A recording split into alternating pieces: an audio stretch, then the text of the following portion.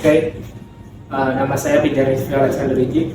Saya sekarang sedang melakukan tugas akhir, yaitu modifikasi DB inkubator di Rumah Sakit Muani Muhammadiyah Semarang. Ya. Jadi video ini adalah video sebagai bukti bahwa saya melakukan tugas akhir dan dokumenter dari awal saya pengecekan kerusakan sampai dengan akhirnya nanti berhasil diuji fungsi. DB inkubator ini mulanya saat saya menemukan di rumah sakit ini dalam keadaan yang menyala, bisa beroperasi tapi tidak lolos kalibrasi karena suhunya jauh melebihi toleransi, yang dimana toleransinya itu plus minus 1 derajat. Ketika saya mengetahui itu, saya berinisiatif untuk mengambil ini sebagai tugas akhir saya dan mengajukannya ke kampus. Awalnya waktu mengajukan ke kampus itu, saya tuh dalam judulnya itu perbaikan. Setelah melewati sidang para dosen menjadi modifikasi dan saya mengambilnya. Jadi di inkubator itu ada mode servo dan mode skim, yang dimana mode servo itu adalah sirkulasinya itu pada nantinya ketika heater itu akan menyala, dan ketika sudah pada set point, heaternya akan mati, yang dimana menyesuaikan dalam suhu ruangan tersebut.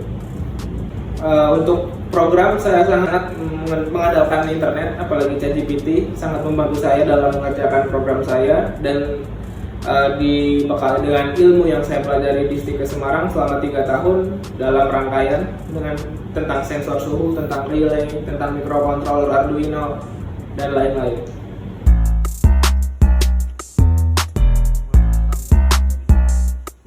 Ini kabel masih bagus, Mas?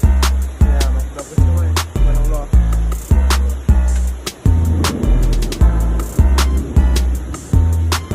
Lumayan.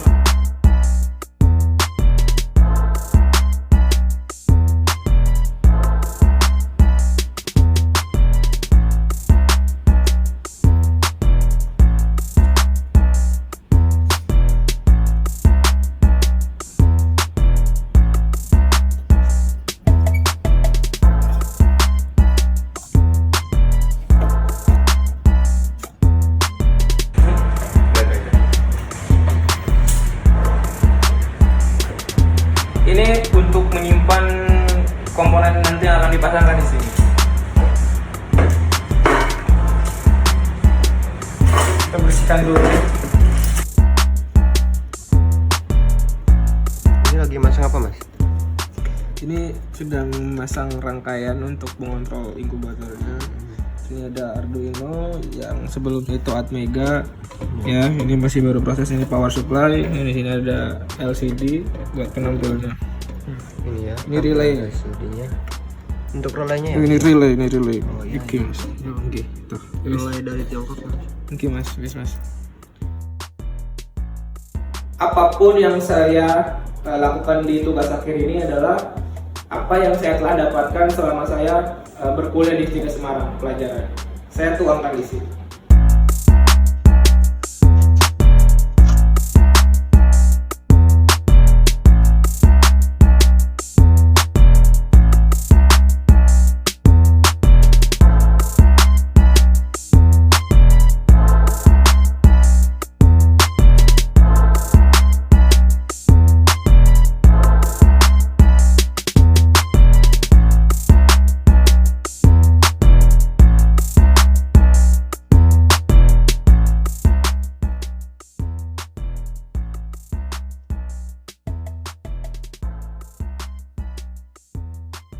Saya sempat mengalami kendala karena alat saya itu alat yang saya tangani setelah dipasangkan itu mengalami lonjakan yang sangat tinggi. Itu membuat frustasi karena belum tahu jalan keluarnya. Terus mengakali dengan mencari titik di mana suhunya itu bisa menjadi stabil lagi dengan memindahkan si sensor suhunya. Setelah mencapai stabilitas suhu yang diinginkan, kemudian saya melakukan uji fungsi dengan parameter termometer digital, termometer raksa, dan termohidrometer. Ini alatnya di belakang saya. di situ menunjukkan bahwa selisihnya itu di suhu 36 itu di temperatur real time itu sekitar 36,4. Tetapi yang jadi masalah adalah di parameter pembanding mendapatkan nilai suhu 37,1. Berarti toleransi suhunya masih melebihi plus minus 1 derajat. Dan di sini juga di termometer Raksa itu juga menunjukkan di 37. Nah, jadi itu masih menjadi PR. Oke. Setelah melakukan uji fungsi yaitu di suhu 32 sampai 37 derajat Celcius mendapatkan nilai yang saya cantumkan di KTI. Ada juga grafiknya bisa dilihat di KTI. Itu ya memenuhi toleransi plus minus 1 derajat. Karena kemarin mengalami error melebihi 2 derajat Celcius, sekarang saya melakukan pengukuran di setiap tempat untuk mendapatkan nilai suhu yang lebih akurat. Jadi ada sini, nanti sini, di atas matras. Alright. 9 Maret 2024, sekarang kita melakukan percobaan dan saya senang banget. Saya mendapatkan hasil yang mengejutkan karena sebelumnya tuh toleransinya tuh melebihi sangat jauh dari set point-nya, tapi sekarang ketika saya sudah memindahkan suhu parameternya itu, kita mendapatkan hasil yang konsisten. Misalkan kita setting di 36 itu tidak melebihi atau tidak mengurangi plus minus 1 derajat. Mari saya tunjukkan. Di sini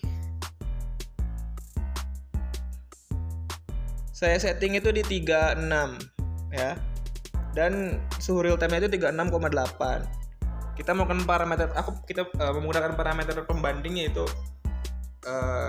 ini mendapatkan suhu 36 derajat, 1 dan satu lagi di termometer itu mendapatkan suhu 36,2 ya.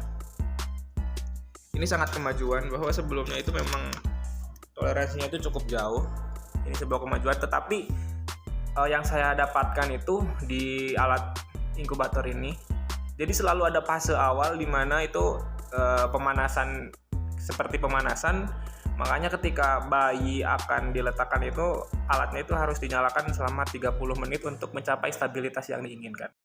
Hari ini hari Selasa 12 Maret 2024 saya melakukan uji fungsi. Sementara nih di setting 32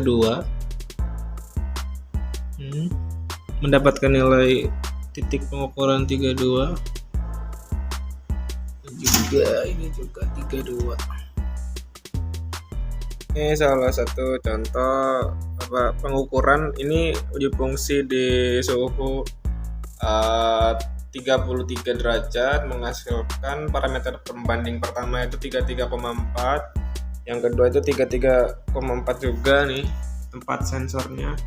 Saya letakkan di sini dan juga di sini ada Raksa. Ya, di 33,5.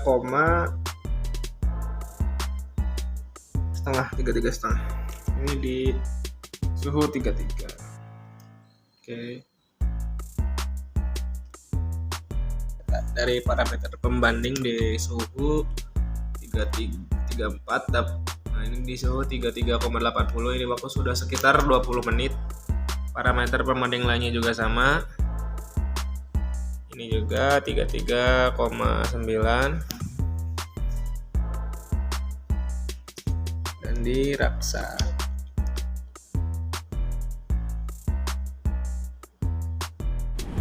Biar 13 Maret 2024 saya melakukan percobaan pada suhu di set point 35. Bisa dilihat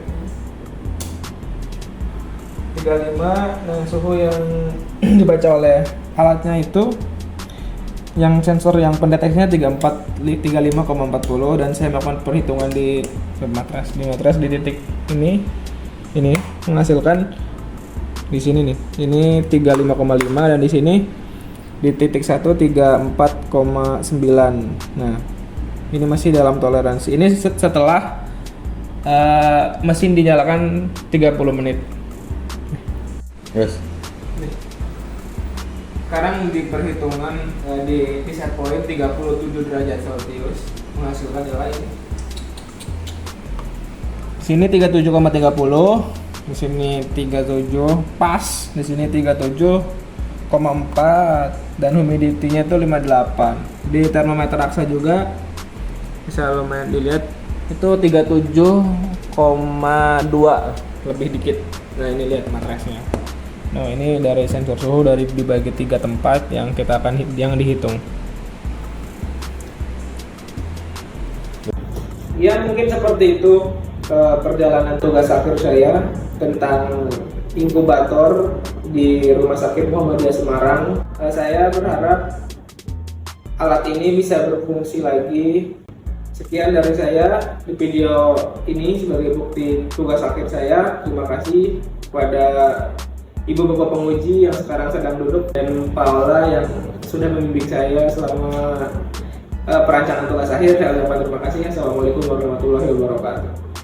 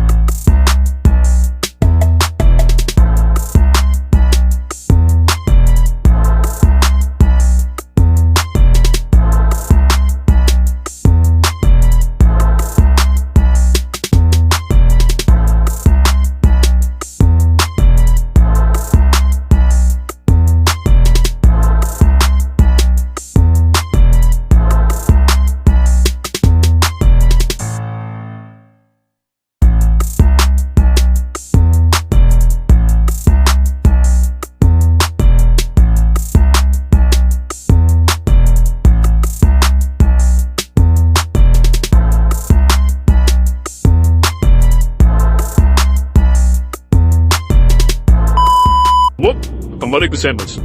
Oke, nah.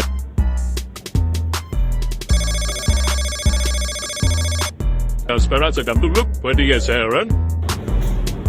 Dan